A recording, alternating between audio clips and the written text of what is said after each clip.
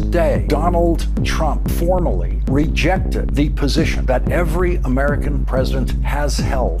And the U.S. did not vote yes. The U.S. voted no. বিশ্ব ব্যবস্থা হতবাক হয়ে তাকিয়েছিল গতকাল। স্থানটা ছিল আমেরিকা নিউ ইয়র্ক, জাতিসংঘ বিল্ডিংয়ের চতুর্থ তলার নিরাপত্তা পরিষদের সভাস্থল।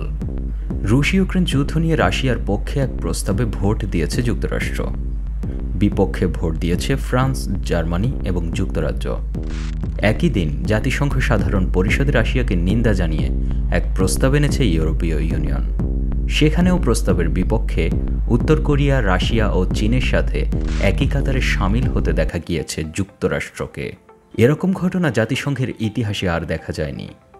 এতদিন ধরে প্রতিষ্ঠিত মার্কিন নেতৃত্বাধীন পশ্চিমা জোট আজ স্পষ্টভাবে বিভক্ত হয়ে পড়েছে। একই সাথে এই বিভক্তি দলিল হয়ে থাকলো জাতিসংঘের খাতায়।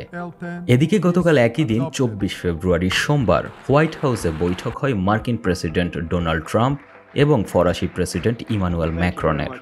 এই বৈঠকে ইউরোপের কণ্ঠস্বর হিসেবে ছিলেন ফরাসি প্রেসিডেন্ট। তার সাথে ট্রাম্পের সম্পর্কের উষ্ণতা দেখা গেলেও রাশিয়া ইউক্রেন ইস্যুতে তীব্র মতবিরোধ দেখা যায়। গতকালই ছিল রাশিয়া ইউক্রেন যুদ্ধ শুরুর 3 বছর পূর্তি। তাদের এই বৈঠক পরবর্তী সংবাদ সম্মেলনে ফরাসি প্রেসিডেন্টের উপস্থিতিতে পুতিনকে স্বৈরশাসক হিসেবে সম্বোধন করতে সরাসরি অস্বীকৃতি জানান ট্রাম্প। এছাড়া তিনি ইউরোপের উপর ক্ষোভ ঝাড়েন।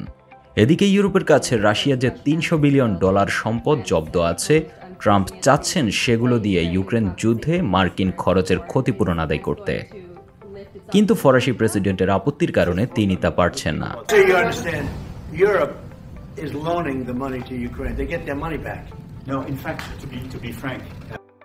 এতে তিনি বিরক্তি প্রকাশ করেছেন।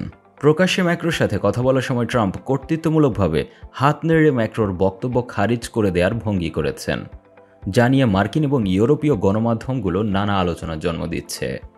এছাড়া রাশিয়া এবং তুরস্কের অনুরোধে ট্রাম্প গ্রিস থেকে মার্কিন সেনাঘাঁটি অপসারণ করতে যাচ্ছেন বলেও গুঞ্জন উঠেছে। এক সাংবাদিক তাকে এই বিষয়ে প্রশ্ন করলে তিনি তা সরাসরি এড়িয়ে যান।